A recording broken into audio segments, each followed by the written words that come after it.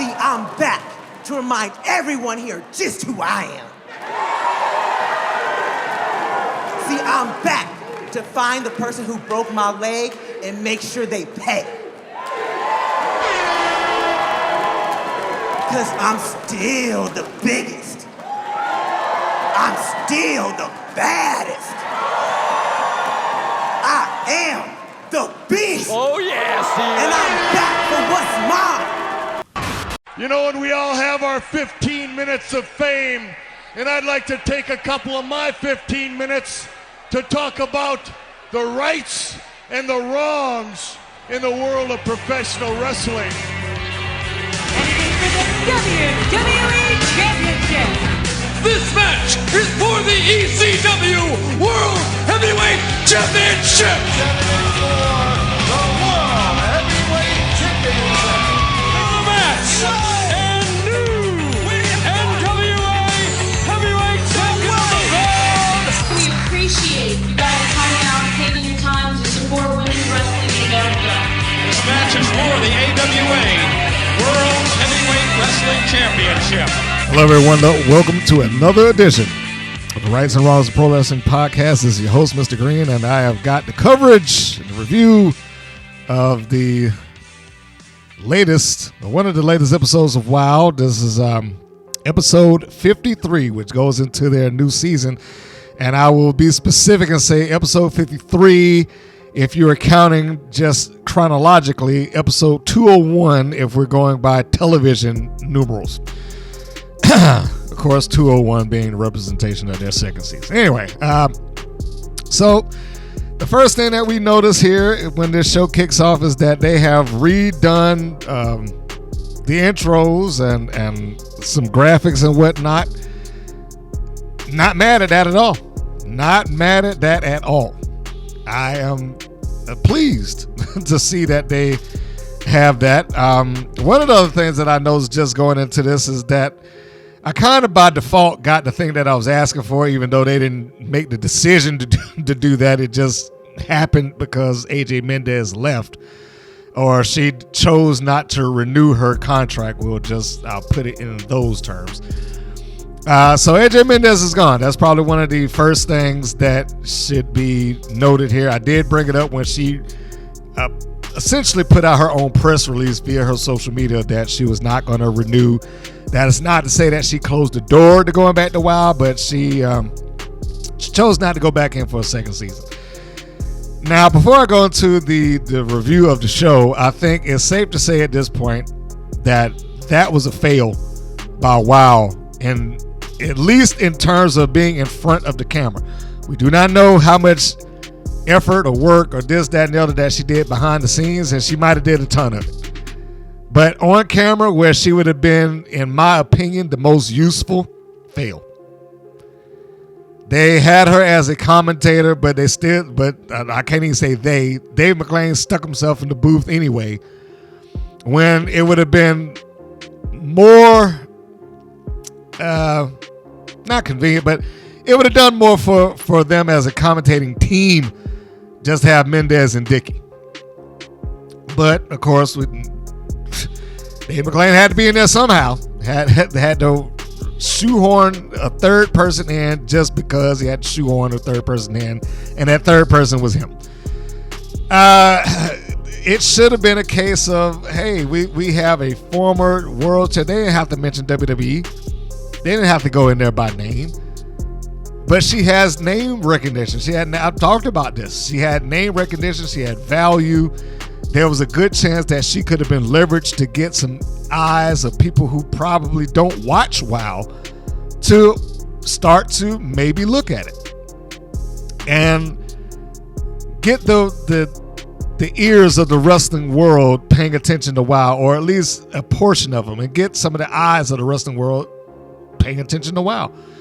They should have done as much as humanly possible with AJ Mendez, and the top of that list should have been, are you willing to do a match? Now, that was probably going to be a far cry. It was a long shot at best, but I'd have asked. And if I could have got Gina, I was like, you need to back this truck up to our house. Give her some money to get her in this ring. If she wasn't going to do that, and these are all things I've said, I'm just doing a recap of my own pitch. If it was going to be that, then it should have been the sit-down interview.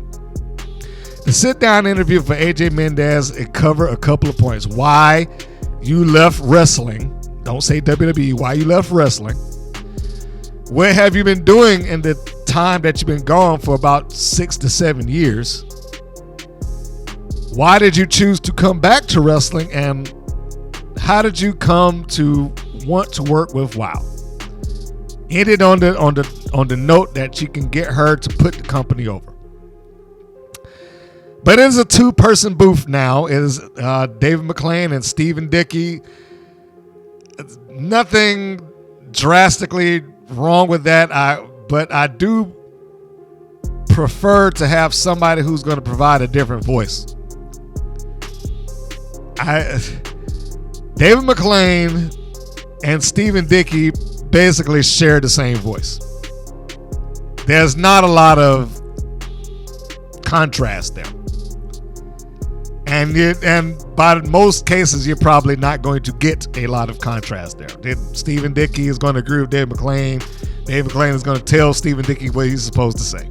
And that's likely where that's going to go from here on out. And that's where it's been. So let's get into the show. The first thing that they had, this first segment, is that the Beast returned to the promotion. And she cut a promo. I was pleasantly surprised with that, because one of my major complaints that the company has had over the course of the last year is that nobody talks about anything. They don't cut promos, and they certainly don't cut promos towards the person that they have some sort of rivalry with. They speak very vaguely, or they spoke very vaguely, and some of them mastered the art of saying a lot of things without actually saying anything at all. It's like I can give you a bunch of words, but it's not directed towards any particular person or event or thing. But here the Beast cuts a promo. Her promo pretty much ignores the injury and the triple threat, and it just addresses, well, somebody busted my leg in the parking lot. Whereas I am happy that she returned. B, that she came in with a purpose. She came in talking about her injury. And essentially, that she wants to come out the title, but I think that was expected. But the injury became a thing. And I'm glad they didn't ignore that. Even though they ignored that the initial break took place in the triple threat. And this seems to be the kickoff of her revenge angle, because now she's allegedly going to go after the person that broke her ankle, even though, I didn't know that she was a detective and she'll be able to figure it out, but we'll, find that out as years. Let's try that again. We'll find that out in the upcoming weeks, hopefully, and not months. But yeah, she acknowledged the attack, and, there's, I should say, new graphics for the lower thirds, new graphics for the matchups. These are much better. Much, much better. The first match that we have on the show is the returning Adriana Gambino taking on Jennifer Florez, and she looks a lot more toned and a lot more tanned. It looks like she's been working out. She looks great. I liked Gambino when she was there initially to begin with, and I thought the team of Adriana Gambino and Gigi Gianni was a team that they could have built around and worked on and focused. She looks better to me now. And, and like I said, looks like she's been working out, looking like she's tanned and stuff like that. Just before I go into the match, I also have to point out that, the commentators look like they're green screened, even though they aren't. It is a practical sign that's behind them, but it looks like they shot that on green screen just because of the way the neon kind of glows behind them and how they are up front of that a little bit. So yeah, it's a little weird looking, but it's fine. I'm almost completely convinced that WOW either sells these thunderclapper things like super duper cheap, or they just give them out. Because a lot of people in them crowd, they always have those thunderclappers. Or maybe that's the one merchandise item that they have. I don't know. But anyway, the person that Gambino is going up against here is Jennifer Florez. Gen Z Florez. And, of course, the Gen and Gen Z for Jennifer is, Jen opposed to G as in generational. Nice play on words there, right? While, of course, they have to start going and trying to give backstory and personality and I don't like using the term characters when I talk about wrestlers, but they start building off on the character of Adriana Gambino and making claims that she's part of the Gambino crime family. Now she might be, I don't know. I haven't done any research on her as to what her actual blood lineage is. But if it were, I'm like, okay, I don't know how much that I'm going to keep bringing up all the time. In fact, I was like, I don't know if I want to even get that kind of press to the Gambino crime family if that were the case. But I mean, not to say that they're going to be in trouble or anything, like they're going to get a hit put out on them. Just, keep your universe within your universe unless you can actually do something to address their outside world. Like I sincerely doubt that the cameras are going to go to the actual Gambino crime family for them to verify or look at it like, hey, it's our niece. You know what I'm saying? I don't think that's ever going to take place. They can make up somebody, but I don't think that they're going to, actually try like, hey, let's go talk to your uncle if that was, a real thing. The crowd looks lively here. And I'm thinking that this probably was the beginning of the night or something along those lines. That most of them look pretty engaged to some degree. The more I watch WoW and the more I look at the front row and I pay attention to the audience, it does come off like they have begun to attract more children to the shows opposed to adults. I see, couples and kids and, stuff like that. It feels like there's a bunch of kids that ask their parents, can we go? Or their parents say, hey, we're going to go to the TV tape and let's go to the thing. But yeah, it comes across that way to me just visually. This was a nice match. It's a good welcome back for Adriana Gambino. It's still tall as it relates to the other girls, very lean. Still got her little, I guess, mafioso gimmick or whatever you want to call that. But she has maintained that on the independents also. So this is not necessarily a one-off thing or something that was just created by WoW. This is something that she does on her own. So in any case, Gambino wins. Good for her that she got her victory on her secondary debut or return, however you want to phrase that, because we all know that WoW was kind of funny about those things. But this was a showcase for Adriana Gambino. That's all this was. It was her return, and it was her showcase. Pretty much show that she's back in town. She beats Florez, ducking underneath a clothesline, catches her with like a cradle neck breaker, and that was it. Clean. Did not have to cheat, so she popped her clean as a whistle.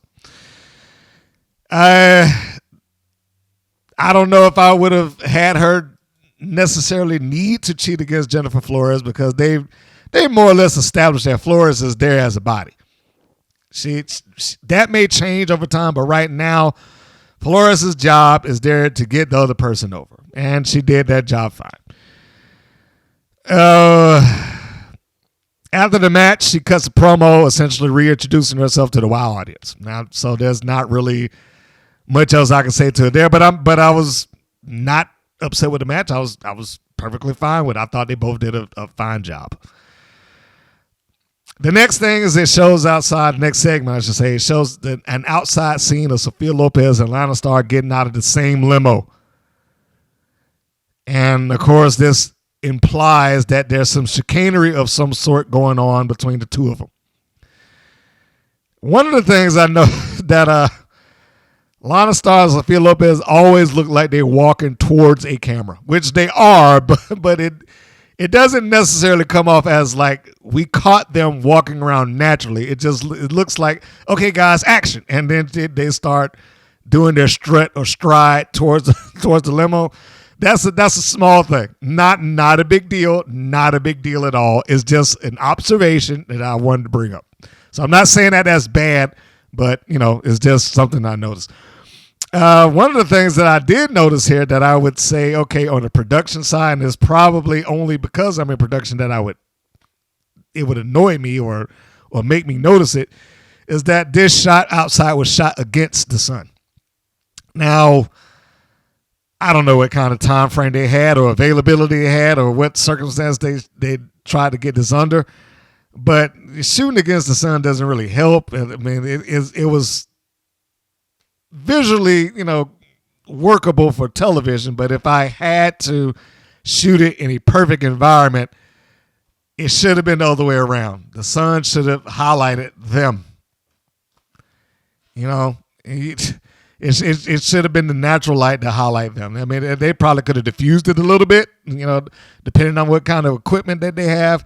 But that's largely the way that it should have been shot. Or if they were going to shoot against the sun, get some reflective surface there to bounce that light back at them. So, anyway, what do I know, guys? I'm just talking. Next segment is another match.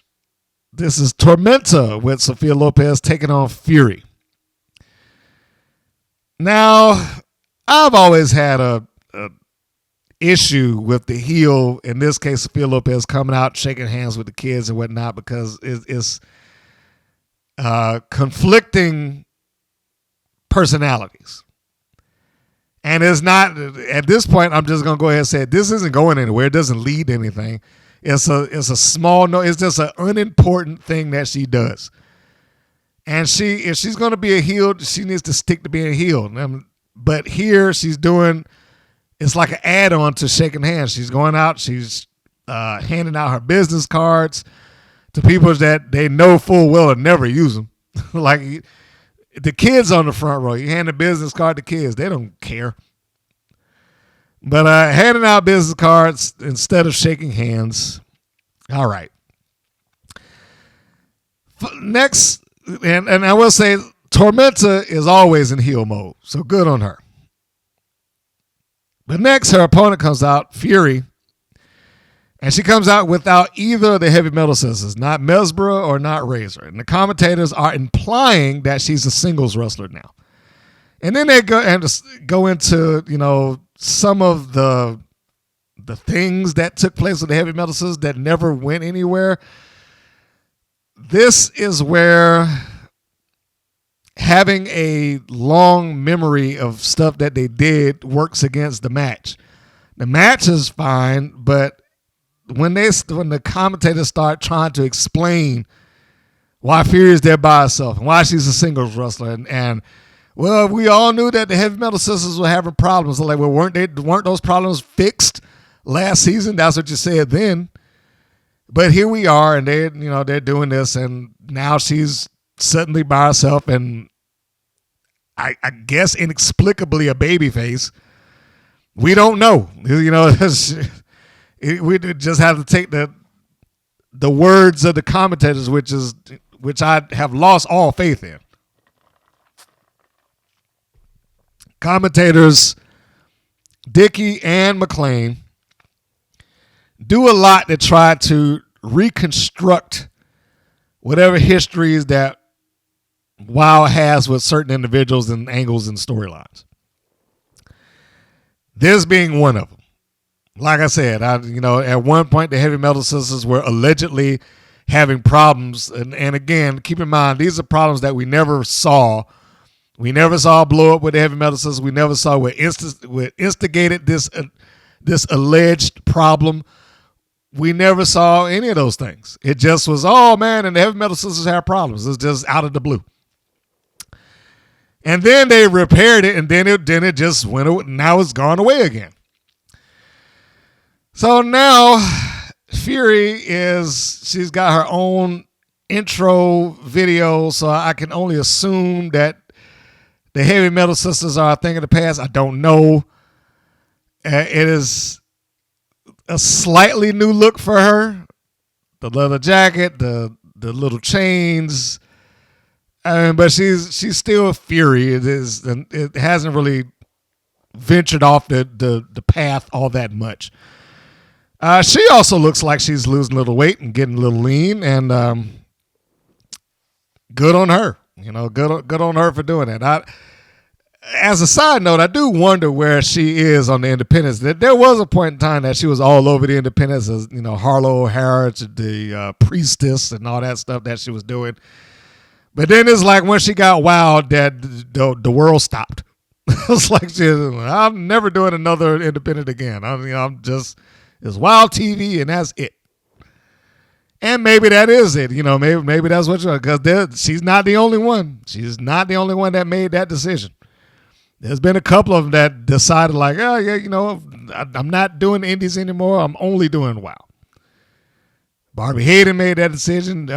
Jesse Jones made that decision, and unofficially, I'll say, Fury looks like she's made that decision as well. But time will tell, and we will see.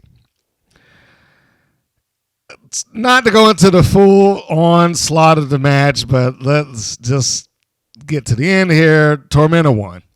I wish I could say it a little better than that, but yeah, Tormenta won. She got the victory here, and it was with the top rope Meteora, which if there's ever a move that you have to explain it or show somebody like, hey, look, wrestling at some points is about the trust that you have for the person that you're working with. It's moves like that where the calculation, if that thing is wrong, both of those knees could go driving into somebody's skull. But this was Tormenta's match. It was a competitive match, but this was to get Tormenta over, but it just pretty much put Tormenta into a win column. Goes up to the top rope after having kicked Fury. I don't know why I was about to say Razor, but after having kicked Fury in the back and sitting her down, she gets up, comes down with the Meteor, both knees, boom, 1, 2, 3, you're done. And that was that, and that was fine. Clean win at that. Clean win. You didn't even have Lopez cheating.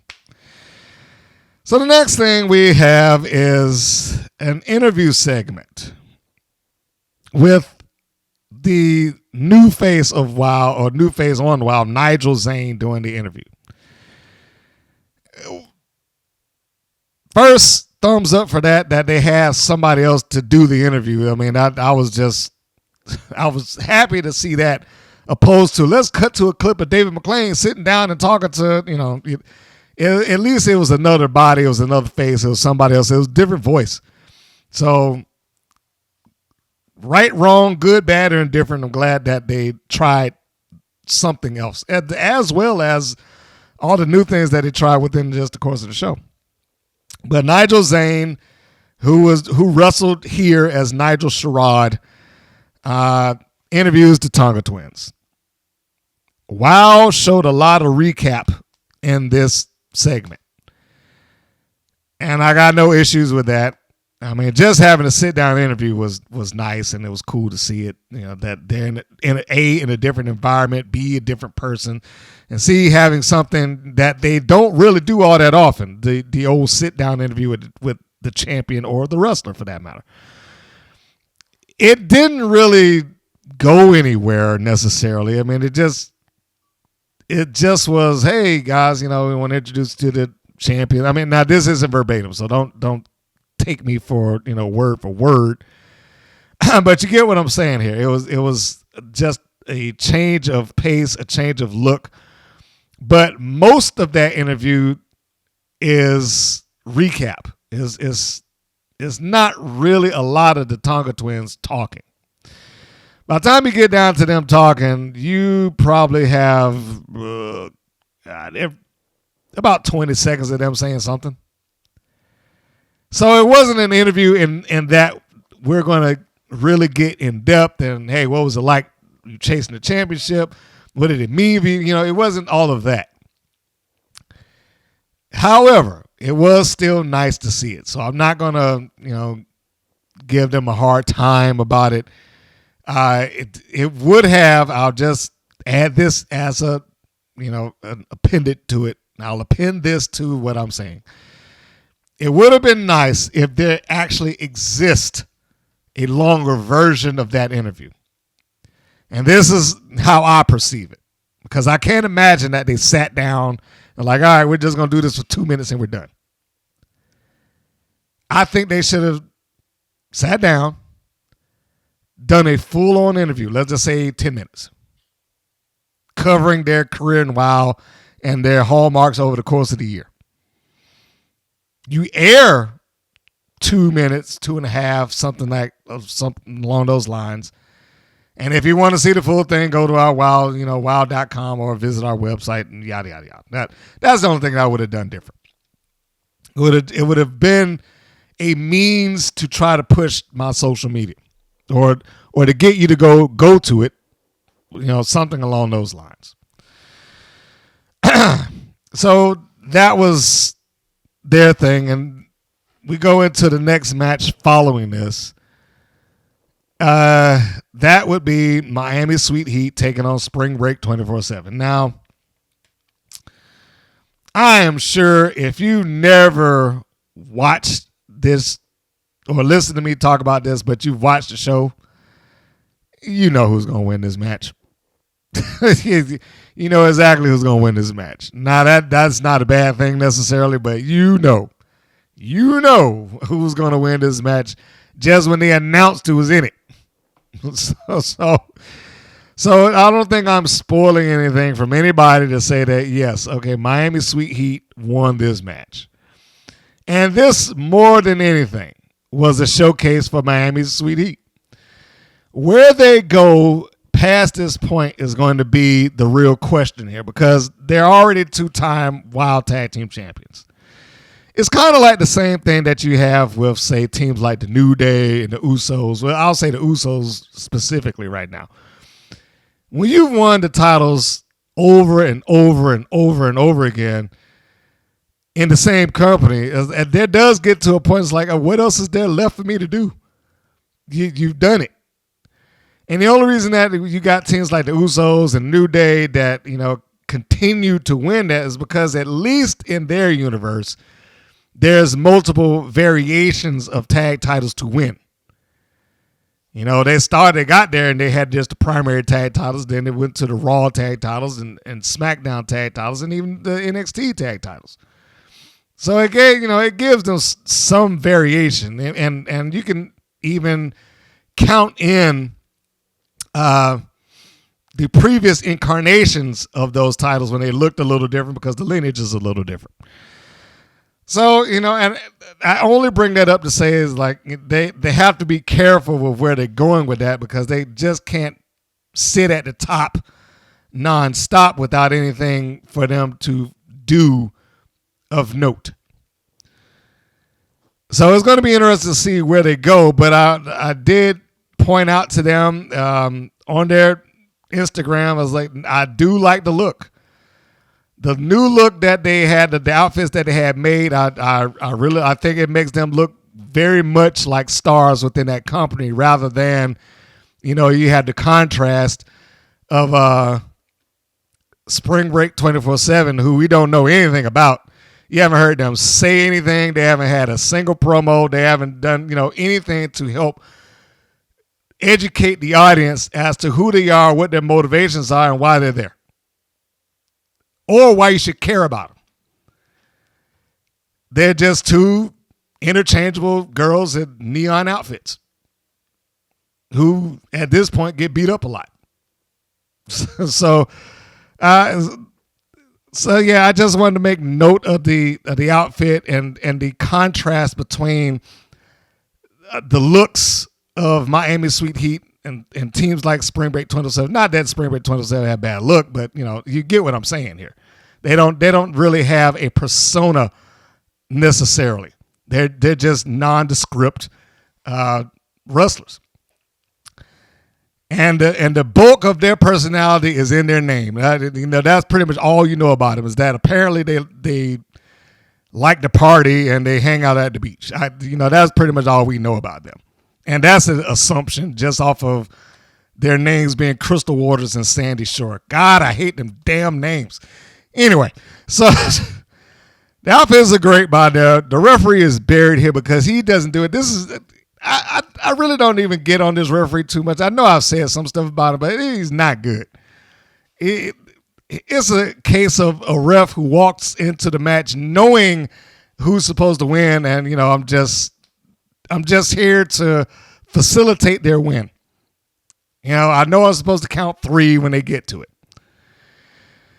Miami Sweet Heat is, they get better and they get better, and they have begun to do some nice subtle things there. There was a point where one of them was knocking, I think it was Crystal Waters' head into the turnbuckles, and the other, as Crystal Waters' head was being pushed turnbuckle to turnbuckle, the other one put her knee just slightly in the way. So when she got down to the third one, she popped her knee and not the turnbuckle. I thought that's brilliant. But it's those subtle things like that make the difference. The Miami Sweet Heat also came out here without Lana Star. I don't know what that's about necessarily as to why they're doing it, because they didn't do it with the tag team championships, and now they're not out there here. I mean, they're trying to imply that they didn't need it. At least the commentators are, but it was absurd when they tried to tell that story in the title match specifically. It was worse then. Here you could kind of buy it, but yeah, I was like, I don't know where they're going with this, with the lack of Lana Star. Are the twins on the island to themselves now? Have they turned their back? Whatever the case may be, but we'll see. The Heat's chemistry continues to get stronger. I thought they were doing a fine job. That they keep growing as a tag team. They had a new finish. I also had to I also had to make a note about that. I told her, I was like, I love the finish and I love how it looks on TV. That the angle that they used to to push the move, I thought was really good. The only real thing that I would have here as a point of note is there was a portion of the match where Spring Break 24/7 looked like they were going to win, and then you had Crystal Waters come in and break up the pinfall. So with that, you had the other twin come in, the blonde twin. We'll just say blonde and black, so I can get through this. So Blondie comes in and she gets Crystal Waters up. And this is the only thing that I can remember that, like, okay, that was a bit of a stretch. She picks her up and then she shoots her off, and then Crystal Waters just basically just takes off and throws herself through the second and third rope. Because there's no real reason for her to go through it other than the fact that that's what I'm supposed to do. Any other time, she's doing this in the middle of the ring. It's not like she grabbed her by the scruff of her neck and grabbed her by the tights and then walked her and ran her there and threw her through the ropes. It was just a basic shoot off, and from that she just jumped through the ropes. I was like, okay, that's probably something you should work on. You should at least look like you're trying to put this person outside of the ring. And I would probably put that more on Blondie than I would on Crystal Waters. Get up, grab her, and with some effort, throw her out of the ring. Don't make her look like as long as you put your hand on my back, I'll just take off and take a dive through the ropes. But that's what it was. She got up, she grabbed her, gave her a push off, and she just took a dive right out through the ropes. Like okay, here we go, and I'm going to hop through. So I thought that was a little absurd. But getting back to the match, this is where Sandy Shore comes in. She tries to run in with a clothesline. She misses after a big wild swing. Blondie just slaps her across the face. And then Deep Black gets up to the top rope and she comes off with a beautiful elbow drop across Sandy Shore's upper chest, throat, with that region.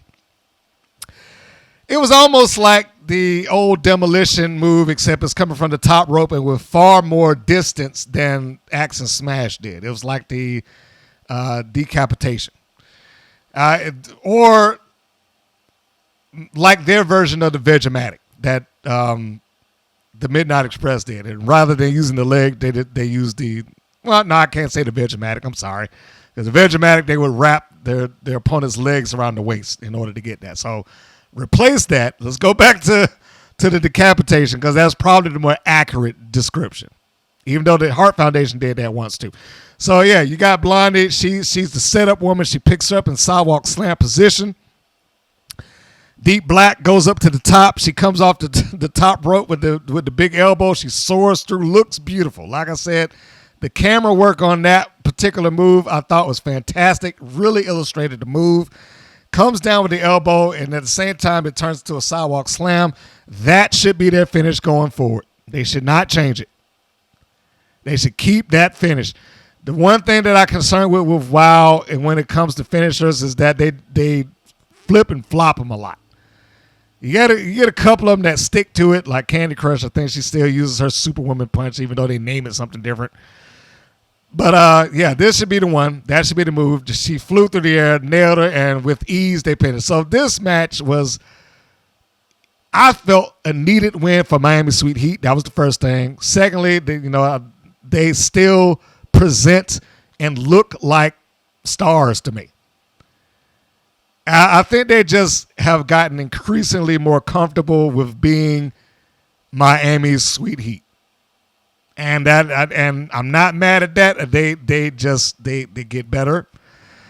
I don't think the commentators do a good job for them at times, but the match supersedes the commentary in this case. And they actually got mic time following this. They get on the mic and cut a promo. It's not going anywhere, but at least they got the chance to cut a promo. And quite honestly, Miami Sweet Heat has probably cut more promos on people and teams in the course of the year than most others in WoW just in general. They have a very grating voice on the microphone. But as a heel that's whining and complaining about how good they are and the Fabulous Four is the greatest and this and that, the grating voice works. It is the same scenario I say with Chainsaw. If it was somebody else who was in the ring and green and not as experienced and whatnot, it would look bad. But because Chainsaw is supposed to be some sort of maniac and uncontrollable, and well, at least by most other people other than her sister, and that she is just a rampaging monster, it works in her favor. Here, having a grating, whiny voice, as annoying as it may be just to hear on his own, works for them. So, bravo to Miami Sweet Heat. They did win the match, by the way. I'm sure you heard that, but I will repeat, they won the match. WoW puts up another good graphic, and whoever's doing their graphics now, bravo to that person as well. Pay them well and keep them on payroll, because this show could stand to use that and keep that. The graphic that I'm talking about is promoting next week's episode, which would be who are they talking? The tag team match that they were going to do, their first championship defense of the Tongans. And they advertised a new wrestler for next week and match lineup. And the new wrestler is going to be what's the name? Katarina Jinx. So Here we go with those. But we will wait until we see her to pass judgment. Next segment is a video package on the Fabulous Four. This was pretty much a heel self-serving video. It's just, it didn't go anywhere. It fits the group, but it didn't really push.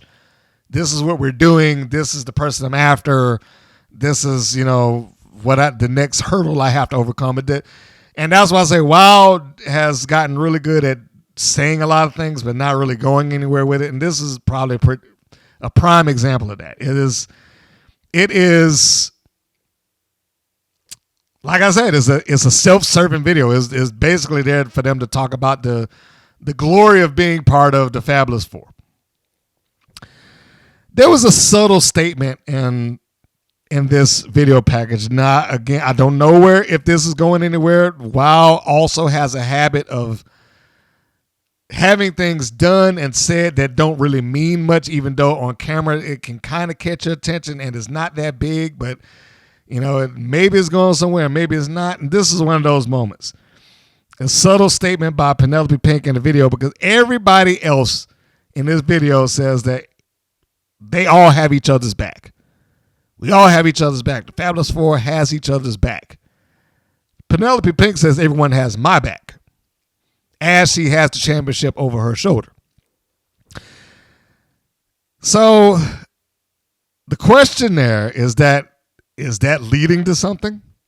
Is this the beginning of Penelope Pink being too big for the group, or feeling like she's too big for the group, or feeling like they're supposed to be subservient to me? I'm the champion here. I still have the belt, and everybody else should be helping me hold it.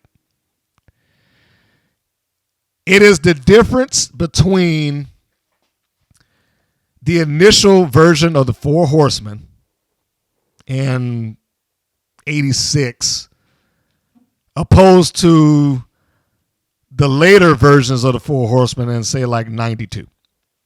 The mission statement may have changed.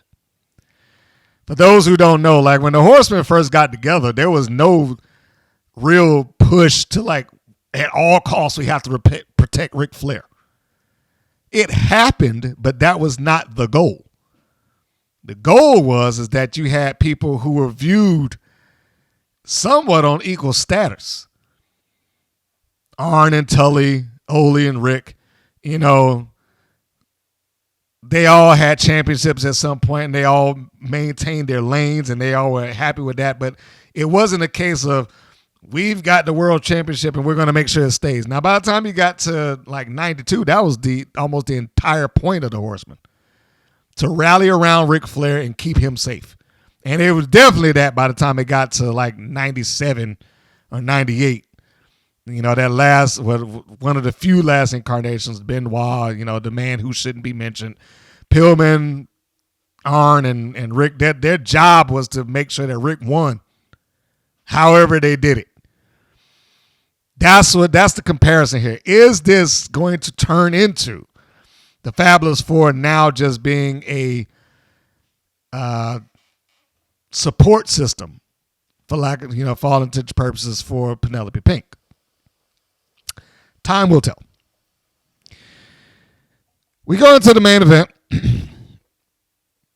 Chantilly Chella taking on Penelope Pink for, with Lana Star for the Wild Championship. Now, bear in mind, there aren't really a lot of things there that push the I'm the number one contender, or you've won the number one contendership. You don't really get that a lot in the Wild. It has happened, but we don't really see that a lot. The person that gets the championship shot just gets the championship shot. However, I think that it would have been more efficient for them. And I'm not saying that this is the way that they should have done. I'm just saying this is an add-on. They've already introduced the idea that Lana Star said that, well, anybody that gets a title shot, I have to, pick. That wasn't her verbiage, but you get the idea. And, of course, anybody that gets a title shot has to go through Vicky Lynn, which we've already proven that is absolutely not true. But here, it could have been Lana picking her because she has a bad record. Let's just be honest. Chantilly Chella, we're not talking Ray Lynn, but Chantilly Chella is as good of a wrestler as I think that she is in the Wild universe, has a bad win-loss record. That could have been the story. Lana Starr saying, yeah, I picked it. She has to defend the title once every 30 days or whatever cycle of, legality that the Wild wants to institute. And she's like, well, yeah, and this is what I picked. I picked Chantilly Chella. I leapfrogged her to the front. So she gets a championship match. It makes more sense that this is somebody that Lana Starr would pick. Underestimating her. And it's the Rocky story. It's Apollo Creed picking Rocky because, hey, I don't have a challenger. I'm just going to make me one. Picks Rocky. He didn't even earn a title shot. He just got it because Apollo Creed needed somebody to fight. He didn't take the match seriously, but Rocky did. That's the whole premise of the original movie. That should have been tossed in here. Penelope Pink didn't take the match seriously. Lana Starr doesn't take the match seriously, but Chantilly Chella does because I don't know when I'm going to get another shot. I don't know when this is going to happen again. I didn't get a number one contendership. I didn't win that. They gifted me this, so I have to take advantage of it. I have no choice. That could have been the theme throughout the entire hour. Her prepping for her shot of a lifetime. Of course, they didn't want to do that because that's a little bit too much depth. And as I was told through the comments in one of these, WoW is presented for people who don't want a lot of depth in their wrestling. And I love that comment. I love that comment because it's absolutely true. The Carlson twins sat in on commentary. And Penelope Pink opens up the match by throwing the jacket in Chantilly Chella's face. Nice heel work. She's another one that's really, really coming into her own too. Penelope Pink. And I know that did not begin there. She's one of those wrestlers that WoW picked up and who was able to hit the ground running. She had enough time and effort as Marina Tucker on the Independents. And she still works the Independents, by the way. She hasn't gotten herself so big that she's like, oh, I'm not going to, she still works Independents. And she's built herself up. And the relationship between Tucker and the Carlson twins is not just manufactured for WoW. It's Miami Sweet Heat and Penelope Pink is a result of the Carlson twins and Marina Tucker having worked together elsewhere in Florida. And then, Chantilly Chella does the normal thing. She gets up, she throws her cape towards Dave McClain and, hey, guys, this is cape. Wow. They do all that stuff. I still want to know who they have in the back that sits down with a marker and makes all these signs for everybody because I refuse to believe that everybody that comes with a sign all has very similar handwriting.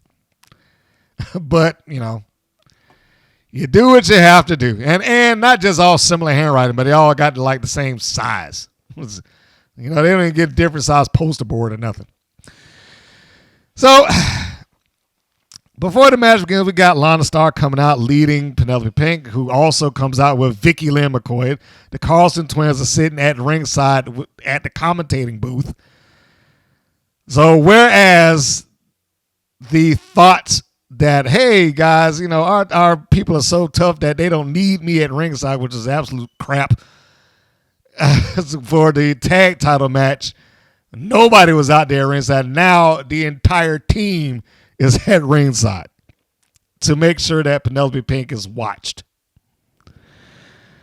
Even though we know that Chella won't win, this match is enjoyable. It's an enjoyable match. I said before that Chella is a utility player there, and there's nothing wrong with that. She's probably one of the more experienced girls there. She's worked with a lot of them up and down the card. This match should have just been a thank you match. Just having her in the main event, it should have been, hey, look, this is you done a great job here. We want to put you in the main event.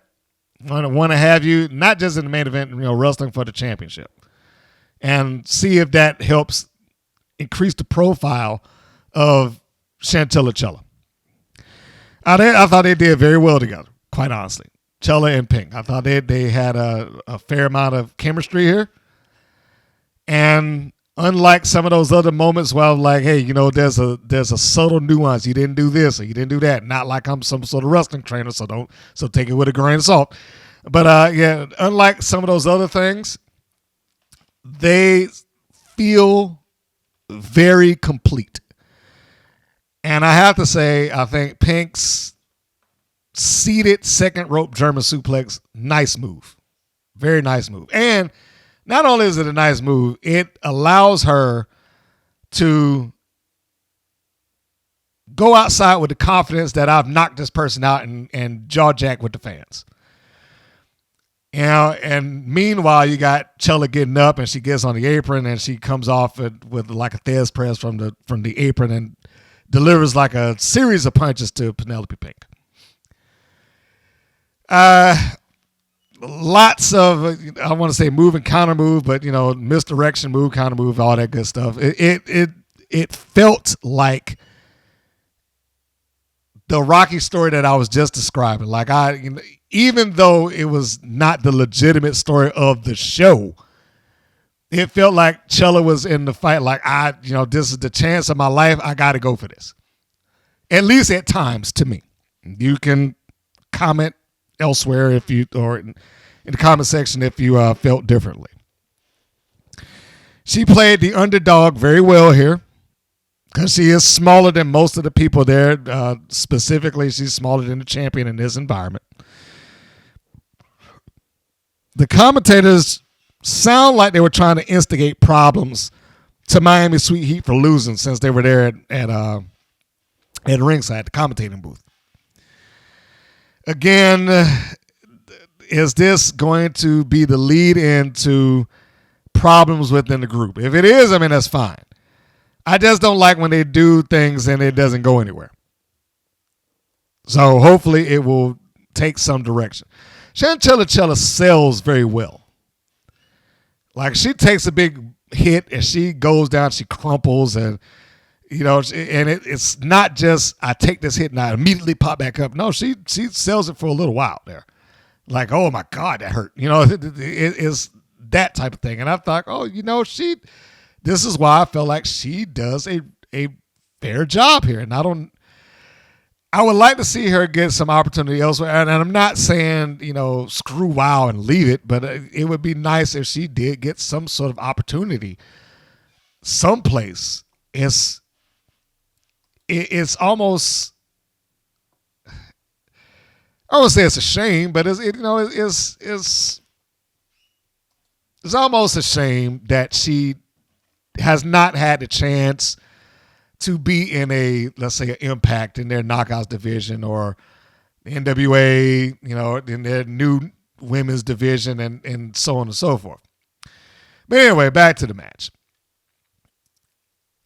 Both Vicky Lynn and Lana Starr out there and they're cheating. Now, again, it kind of is, it's not weird to see them cheat, but that they needed to do it for Ray Lynn, but they wouldn't, Ray Lynn, sorry, that's her indie name, for Chantilly Chella, but not do that against the Tonga twins is kind of absurd to me. But, at the same time, you also have to take into account, if we're going to look at this in kayfabe universe, this is our last championship. This is the only one we got left. So we got to do everything that we can to protect it. So in that regard, it does make sense. Lana Starr, much better as a matter. She's another one who's gotten better and better as the years go on. She was. I'm hesitant to say decent as a wrestler. She tried, she tried. And I don't think that she did that long enough as a wrestler for me to really give that kind of assessment. She certainly was willing to endure the punishment, at least in a WoW environment. She was willing to take the bump. So I don't want to discount what she was willing to do for the benefit of the show. But, her best role here is being the role of the manager, the lead, operating the Fabulous Four. And I am so glad. I don't know who spoke to the managers here. Sophia Lopez, Samantha Smart, Lana Starr. I don't know who spoke to them, but I'm glad that whoever did it. That, hey, you're at ringside, you're always active. You're talking, you're moving, you're emoting, you're happy that your person's winning, you're mad that they're losing, you're scared that they're getting too close to losing. All those things have to be emoted and related every second that you're out there at ringside. It always has to be you're invested in the match. And Vicky Lynn also deserves credit because she's like that too. She was always invested in that match. And there was a point in there, and I love that she was I absolutely love that she was willing to do, like, you knew it wasn't the finish, but she saw Chantilly Chella getting close to winning and like, I got to get in the ring. She grabs the ropes and she was about to pull herself in and like, whoo, okay. And she goes, didn't get in there, but she did the gesture. She did enough of the gesture to look like I am got to get in here and stop this before we lose that belt. Fortunately, of course, Penelope Pink wins. I forget what they call it, but it's like a reverse float over neck breaker, and she wins 1, 2, 3. So she gets it. And after the after Penelope Pink wins, all members of the Fab Four again. She has the belt. They're holding it up. They do their thing. We're the Fabulous Four, and then everybody's posing and standing together for the group shot. I'm sure there was a photographer there at ringside for the way that they were positioned. I am positive somebody was there like, let's get the cameras out. And as they're doing that, they do the whole we're pointing and we're number one and all that stuff. And then the camera cuts to the Beast. The Beast is doing the Sting deal from back in the day with WCW, where he used to hang out in the rafters looking down at the Hollywood Hogan and the NWO. Well, of course, there's no rafters, but there's the balcony, and it's a good shot. She's up there. She's staring down. It's like she's staring daggers into the entire group. And she doesn't have to say a word. She doesn't have to say a word because the story is there. I have been highly critical of how they have angled the Beast. I thought that them having a leg break after a leg break, or an ankle break after an ankle break, was entirely stupid. I've been exceptionally critical of that. It was a hat on the hat, unnecessary. But the Beast here, and ever since she's come back, in the subtle things that she's done, I feel like she is being presented as a star. And I hope that they maintain that. I hope that she's able to keep doing it. And I hope that they position her path with a quality payoff. That's the route that I would like to see with them with this. Whether they do it or not, we will find out. But I would like to see that is getting there. As we're forging a path because let's face it, ultimately they are doing this to get the Beast the championship back. I said that a year ago when they dropped it, that I hope they weren't just taking the belt off of her so that when she gets better to hand it right back. If she gets it back, that's great. But I do not think that the story for other people chasing that championship is over with quite yet. I don't even know if I would put the belt back on the Beast right now. I don't think that she needs it at this point. I think her ultimate angle should be the attempt to get the belt back, but being derailed against the person who took her career away. This is one of those moments where it means more than the belt. You don't get many of those in wrestling all the time, but every once in a while you get the angle that means more than the championship. And that's what that should be. It should mean more than that. And I know that, I'm sure if Dave McClain hears me saying that, it'd be like a cardinal sin. Nothing means more than the Wild Championship. I'm sure that he would feel that way, but there are times Even the best promotions, even the best of them, there are times when there's something that supersedes the title. Personal issues. This is a personal issue. You have someone who snapped this woman's ankle, allegedly, with a pipe and took her career away from her. Not just her career, 10 months of her career, an ankle injury, and her championship. Those are the things she got from that. So it should mean more than that. This is like this. I'll get another title shot, but that person I've got to get even with. And that's what it should be leading to. I would forge that a little differently, but hey.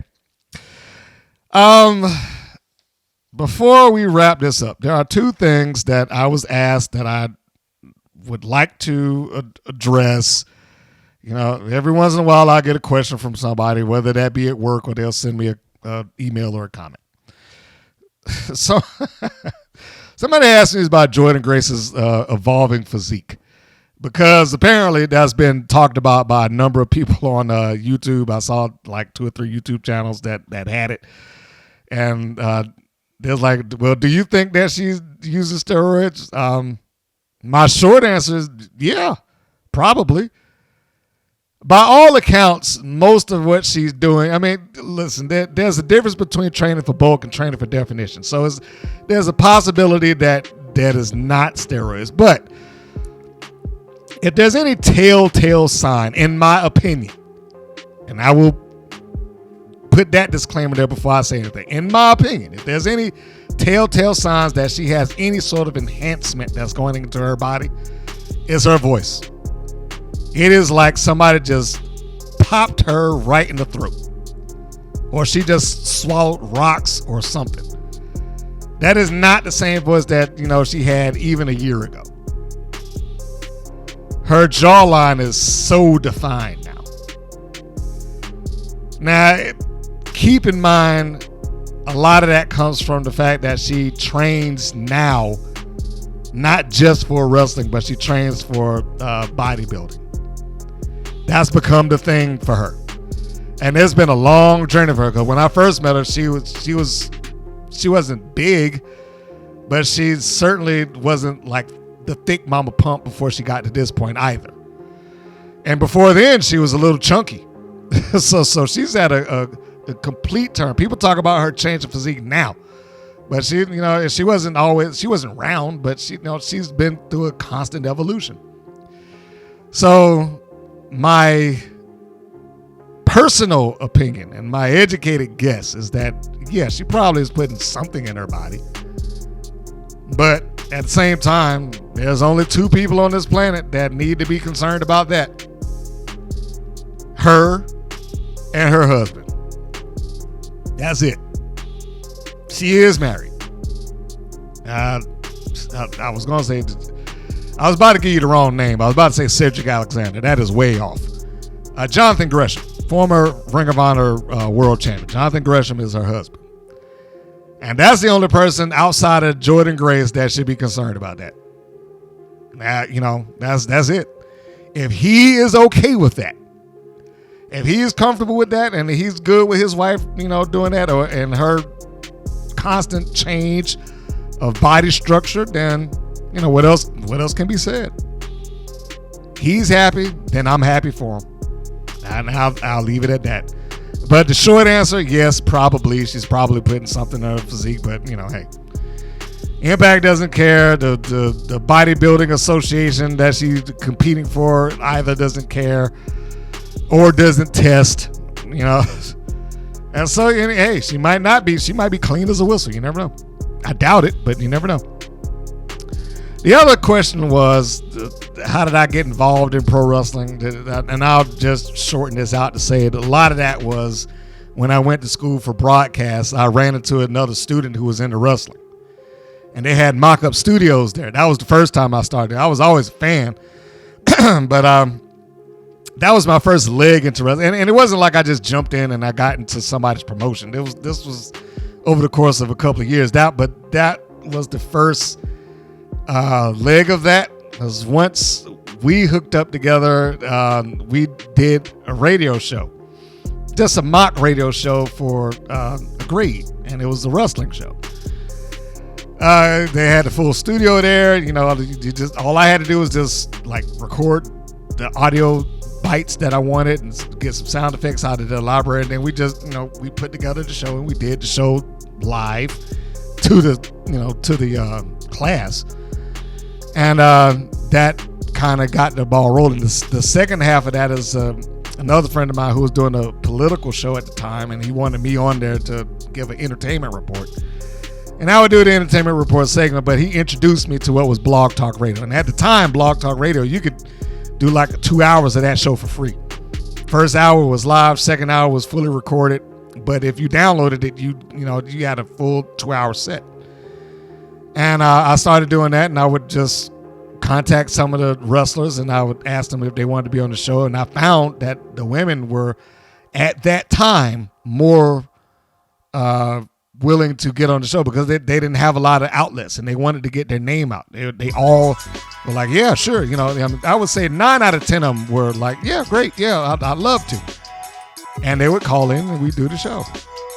So that was largely how I got into it. Now, as far as me getting to the camera work and all that stuff, I was already trained for that, and I was working in a TV station.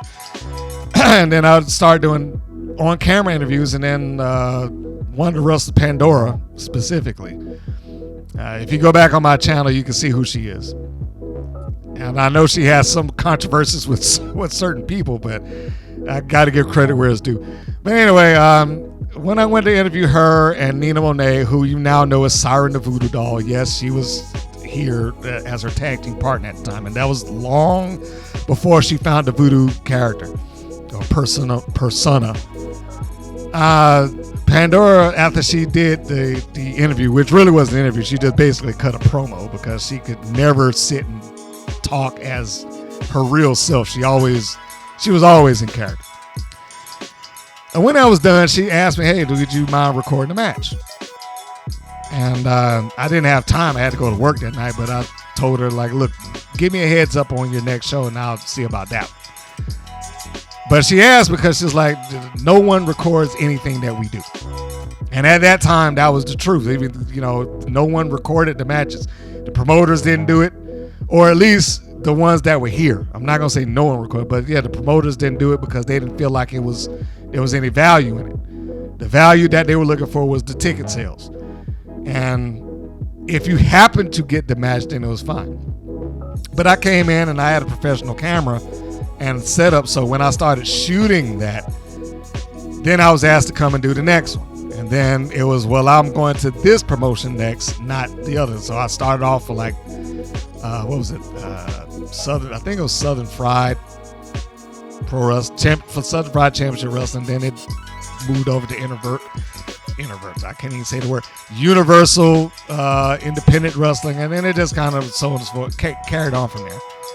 And then I was asked ultimately at the end, by my 5th indie promotion of producing videos for the ladies, I was asked to do the entire show for Atlanta Wrestling Entertainment for a brief period of time, and then that turned into me going to All Pro Championship Wrestling for Robert Gibson, who I worked out a barter agreement with him.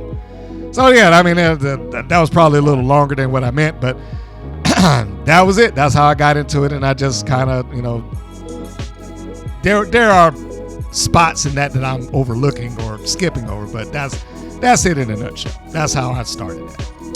So there we go, folks. That's the entirety of the review. I appreciate you tuning in and listening to my take of what WoW is and what WoW has done and where it's going, and the review. And hopefully we will continue to do this again for the next episode.